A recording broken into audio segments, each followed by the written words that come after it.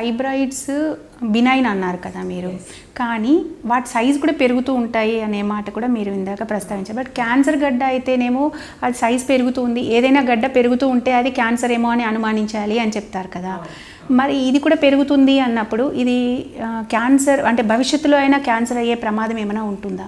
కొంచెం small possibility of the risk అయితే ఉంటుంది. అందుకే మనం ఏం చెప్తాము, ఈ ఫైబ్రాయిడ్స్ ఉన్న వాళ్ళకు ఇయర్లీ ఒకసారి అట్లా స్కాన్ చేయించుకోమని చెప్తామన్నమాట. సో స్కాన్లో జస్ట్ 1 సెంటీమీటర్ పెరిగింది, 1/2 సెంటీమీటర్ పెరిగింది అంటే అంత వరీ అవ్వాల్సిన అవసరం లేదు. ర్యాపిడ్గా అంటే మనకు ఒక 3-4 సెంటీమీటర్స్ పెరిగింది అంటే దెన్ మనకి ఇంకా వేరే స్పెషల్ ఇన్వెస్టిగేషన్స్ ఉంటాయన్నమాట. ఎంఆర్ఐ స్కాన్ అని చేస్తామన్నమాట.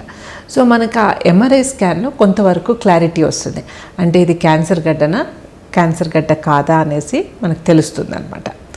సో ఆర్ మనకి ఫైబ్రాయిడ్స్ ర్యాపిడ్గా పెరుగుతున్నాయి అంటే దెన్ అప్పుడు మనం చెప్తాం వాళ్ళకు ఆపరేషన్ చేయించుకోమని చెప్తాం అనమాట. సో మనకు ఆన్ ద టేబుల్ కూడా మనకు ఏదైనా డౌట్ ఉన్నా కానీ ఫైబ్రాయిడ్ తీసినప్పుడు మనం ఫ్రోజన్ సెక్షన్ అనేది పంపిస్తాం అనమాట. సో ఫ్రోజన్ సెక్షన్ అంటే మనకి రిపోర్ట్ అప్పుడే వచ్చేస్తుంది, 30 minutesలో వచ్చేస్తుంది అనమాట. సో దాంట్లో ఏదైనా మనకు ఫైబ్రాయిడ్స్లో క్యాన్సర్ ఉంది అంటే అప్పటికప్పుడు మనం క్యాన్సర్కి సంబంధించిన ఆపరేషన్ ఏదైతే చేయాలో అప్పుడే చేసేస్తాం అనమాట. సో కానీ ఫైబ్రాయిడ్స్లో క్యాన్సర్ వచ్చే ఛాన్సెస్ అయితే less than 1% ఉంటుంది.